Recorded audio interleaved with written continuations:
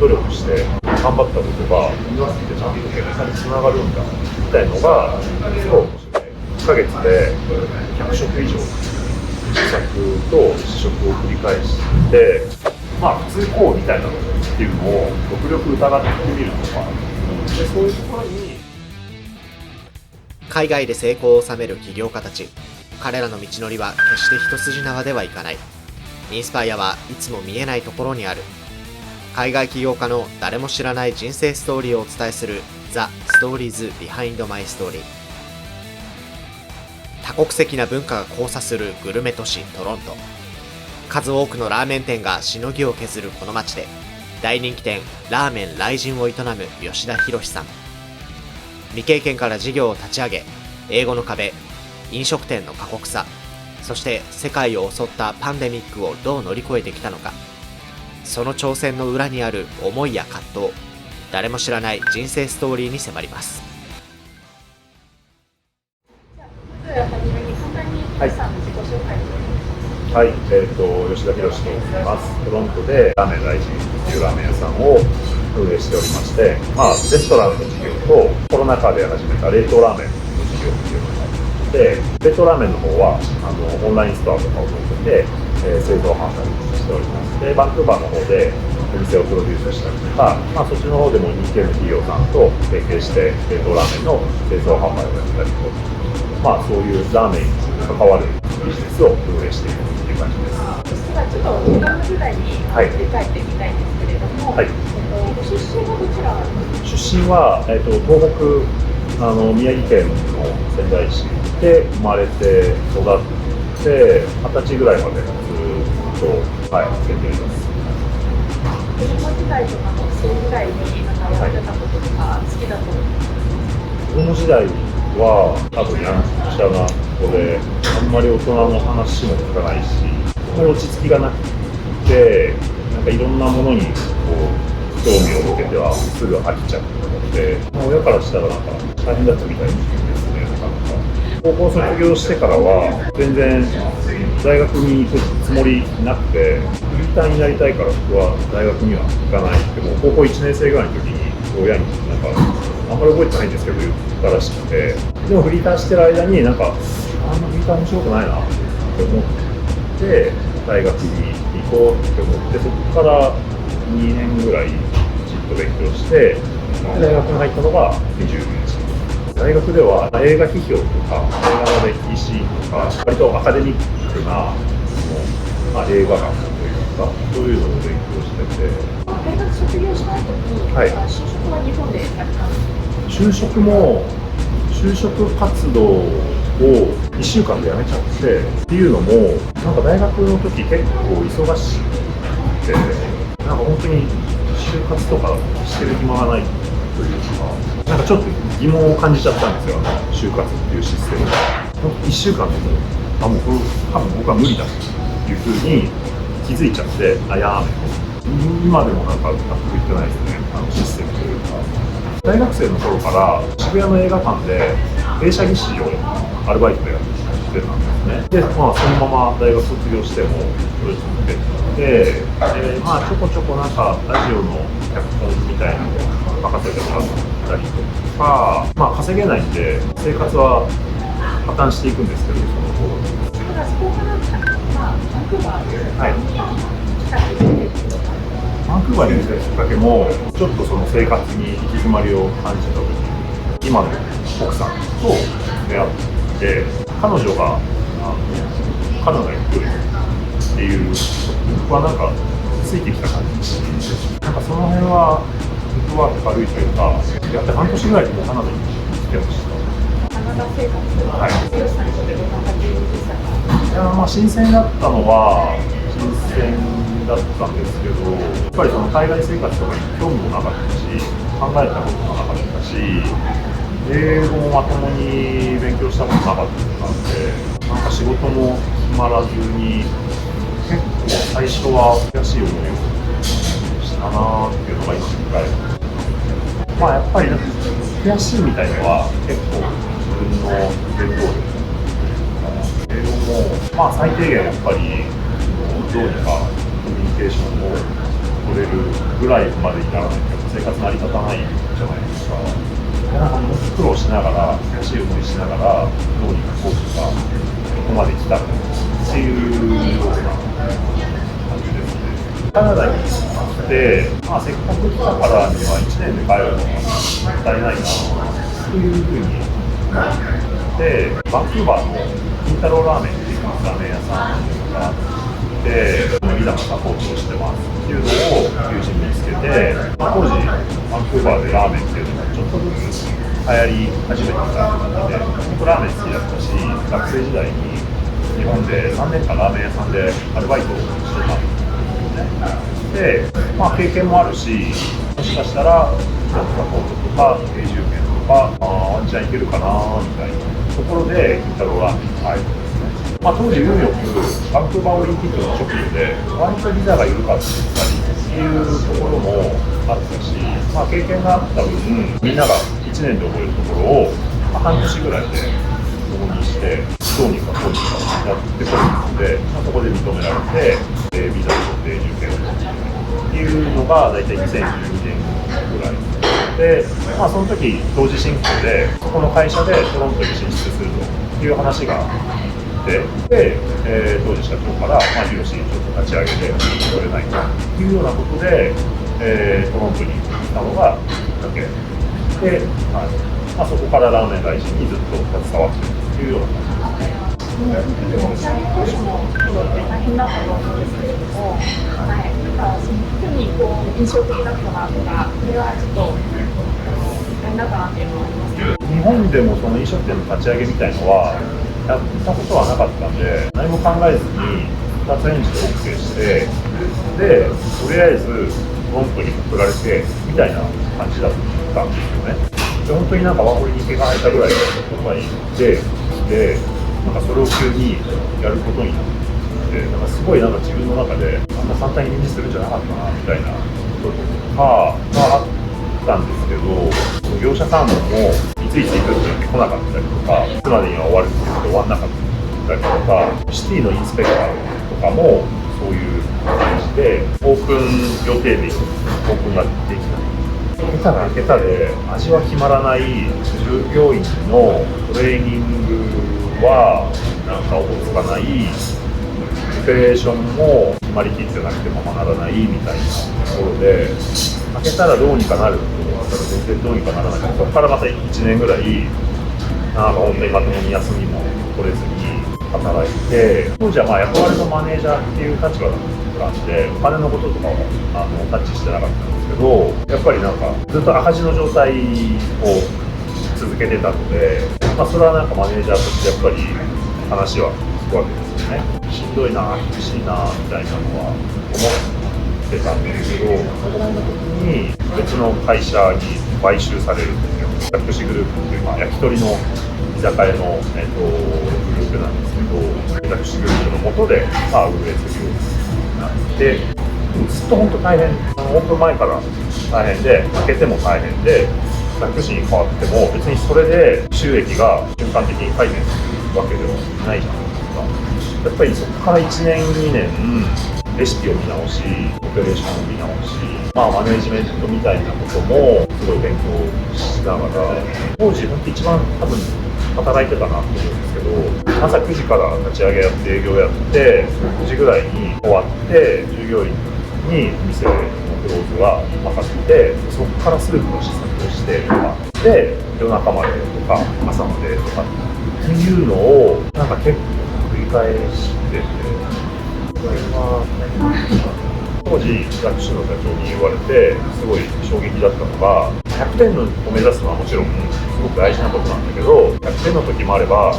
60点の時もあれば50点の時もあればっていう風なこういうブレがあるような状態ではやっぱりお客さんっていうのはつかないから、常に80点以上のものを出せるようにで、それは僕がいてもいなくてもできるようになってないとビジネスとしてはうまくいかないよっていうようなお話をしてて、なんか自分の中ではそこに妥協みたいなものを感じてしまって、当時スッとは受け入れられなかったけど、これがきっかけになってこういう別の目線みたいのを持てたっていうのはあるかなって思ってて、美味しいラーメンをとにかく出し続ければ売れるんだと思ってやってたんだけど、そんな簡単な話でもないんだなっていうところから、オペレーションであるとかマネジメントであるとか勉強する幅みたいなのを広げていって、それが回り始めると結果もついてきて、ちゃんとこうやって努力して頑張ったことがちゃんと結果につながるんだみたいのがすごい面白くて、立場がその雇われからオーナーになったっていうところももちろんあるんですけど、視点が変わることで外人のトロントのこのラーメン市場の中での立ち位置みたいのをちょっと別のところから俯瞰してみるようにいうのは経営をする上でめちゃくちゃ大事なことなんじゃないかなっていうふうに思ってやってます。英語の開発されたっていうことをお伺いしたんですけど、冷凍ラーメン、そうですね、パンデミックで絶望的な気持ちになって、でも最後の日に来てくれたお客さんが大勢いたんですよね。外人を好きでいてくれてる人はいっぱいいるんだなっていうことで、2日目ぐらいにはよしもうなんかやろうっていう気持ちになっていて、ただあの時何が大変だったかっていうと、ダウンタウンにお店があるので人が来なくなった、つまり需要はなくなったんだけどレストランはいっぱいある、供給過多の状態になってる。だからみんな値下げをしてる。でも値下げして売ってるわけだから当然、プロフィットは出ないっていう状況で、ここで同じことやってるのも多分ダメだから、外にやっぱり売りに行かないことには。で、トロントに人が来てないってことは周りには人がいるわけですよね。でもそっちは飲食店は少ないわけだから結構郊外のお寿司屋さんとか魚屋さんとかがバカ売れしてるみたいのはなんか手に入ってきてて、あ、そうか、これは証券が変わったんだっていうふうに思って外に出ていこう。ただ一軒一軒じゃあ自分がラーメン作って持ってってっていうのは効率が悪いわけだから、冷凍して大量に何軒も回ればいいんだっていうようなことで、よし冷凍ラーメンちょっとやってみようということで試作し始めたのが本当パンデミックになって1ヶ月以内とかそのぐらいで、人手は余ってるし毎日試作して試食してっていうので1ヶ月で100食以上試作と試食を繰り返して、あ、これだったら売れるっていうクオリティに。で、これもビジネス基本だと思うんですけど、最初スモールスタートで SNS で集客をして Google フォームで注文を取って、で e トランスファーとか PayPal でお金のやり取りをして、でその Google フォームと Google マップをつなげてピンをかけて、そこに一軒一軒僕がデリバリーしていくっていうスタイル3ヶ月ぐらい続けてたんですよ。で、これはいけるっていうことでオンラインストアを立ち上げて、そっちに売りに行ってよし行くぞということでお店全体でやっていったっていうようなところですね。ただね、結果ね、あれ蓋を開けてみたら政府の補助金とかに頼ってた方が金銭的にはもしかしたら良かったかもしれないっていうのはあったんですけど、でもやっぱり状況で考えて動いて、その中でブラッシュアップしてっていうサイクルを回してっていうのは自分にとってはやっぱりいい面もあったかなというふうには思ってますね。福士さんの中で大切にしてる価値観っていうのは大切にしてる価値観は、僕なんか昔からいろんな、トレンドはある中で究極諸行無常だと思ってで、平家物語のその冒頭の一節、日本少女のされる声に諸行無常ってあれ僕結構なんか昔から好きで、今もおかげさまでラーメン大事に毎日たくさんお客さん来てくれてっていうのはあるんですけど、いずれ廃れるんだろうなというか、今の状態がずっと続くわけではない。そうなったらそうなったで、またあの手この手でどうにかするんでしょうけど、それはちゃんと肝に銘じておかないと、そうなった時にやっぱ対応できなくなる。だからこそ毎日毎日日々一生懸命生きていけるっていうものだと思って大事にしている価値観といえばそういうことですかね。サービスをと日本でも配信されて違うと設定されてることとか。そうですね。今でこそそのラーメンのテイクアウトみたいなのってすごい一般的だと思うんですけど、当時トロントで会社を開けた時にそれを受け付けてなかったんですよね。麺も伸びちゃうし、作りたての熱々のラーメンを一番美味しい状態で食べてほしいっていうのが、日本人的にはその感覚ってすごい普通じゃないですか。当たり前じゃないですか。で、お断りしてたらお客さんと口論になったことがあって、いやでも俺がいいって言ってるんだからいいだろうと。いやでもダメなんですよ。俺は一番美味しい状態で食べてほしいんだってなった時に、結果僕が折れてそれをやり始めたってなった時に、すごいお客さん喜んでくれて、なんかこう職人的な部分では違うんだよなって思いつつ、あでもニーズに応えるってこういうことだよっていうようなことがあって、みんな違えばその感覚ってずれてくるし、まあ普通こうみたいなのっていうのを極力疑ってみるとか、でそういうところにもしかしたらビジネスチャンスがあったり、なんか突破口があるっていうのはあるんじゃないかなと思って、アンテナを張り巡らせてやってるっていうところはあるかなと思います。疲れだったりとか、リフレッシュ方法は2年前ぐらいに剣道を始めて、剣道をやってる時に本当になんか無心になれるんですよ。もうそれしか考えられないっていう。で仕事でトラブルとかあると結構ずっとそっちに引っ張られちゃったりするじゃないですか。まあそうなっていくとこうネガティブな方向にで、なんか精神状態も良くないし、そういう中で考える打ち手ってなんかあんまり良くないような気がしてる。で剣道やってる時は全部こう無になれる。目の前の相手にどういうふうに攻めるかみたいなことだけを考えられる。なんかそれが、肉体はすごい疲れるんですけど、頭のリフレッシュがすごいなってて、一回全部なんかクリアにできるっていうのは多分すごいいいんだろうなと思って、まあなんで剣道さんも、はい生徒さんに興味を持って、はいどうしていきたいっていうビジョンをまあ先の話にはなるんですけど、生活を日本に移したいなと思って、まあ子供がまだ今10歳と12歳なんで、まあもうちょっと親の手から離れたぐらいっていうふうに思ってるんで、まあ5年先、10年先、それぐらいかなとは思ってるんですけど、まあ拠点を移すっていうか、こっちのビジネスも続けながらなんですけど、でも、まあそうなると、こっちへ誰かに任せなきゃいけなくなる、運営を任せなきゃいけなくなるっていうのがあるので、まあその継承というか、次を今から考えていると、日本でじゃあ何をするかっていうことで、今日本って後継者不足が結構大きな問題になってて、日本のその古き良きビジネスが引き継ぐ人がいないことによってなくなっていくっていうのは悲しいし、自分が何かできるからなっていうふうに思っていて、まあなんか日本で新しいことはやりたいなと思ってるんですけど、全くゼロから立ち上げるよりもすでに成り立ってるビジネスを引き継いで今度海外展開するとか、生産性を上げてみて、後継者不足が解決することによって世代交代が進む。今後日本多分すごい経済的に良くなっていくんだろうなっていう、まあ、期待も込めて、まあ、そこになんか自分ができることないかなっていうのが、まあ、この先5年10年ぐらいですね。はい、海外での企業を考えている人たちに対して、はい、伝えたいアドバイス。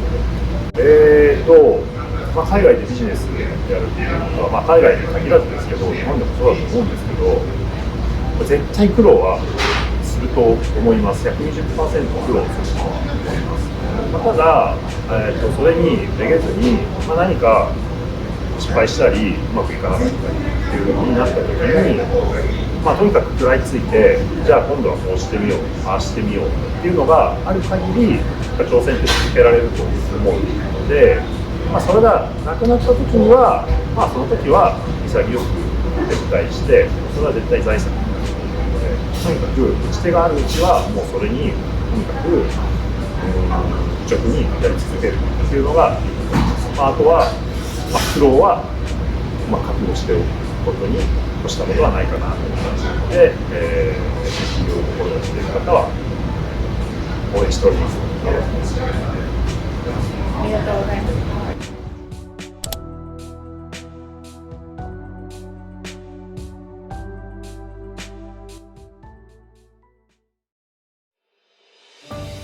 全くの未経験から海外でラーメン店を立ち上げ、さらに冷凍ラーメンを開発した吉田さん。吉田さんの成功の裏には試行錯誤と泥臭い努力の連続がありました。美味しいだけでは続かない、その現実に向き合い、経営者としての視点を手に入れた彼の軌跡は、未来の起業家にとっても大きなヒントとなるでしょう。次回は大自然と都市が調和するカナダ西部の中心地カルガリーで、留学エージェント兼ファイナンシャルプランナーとして活躍する本田智之さんのビハインドザストーリーをお届けします。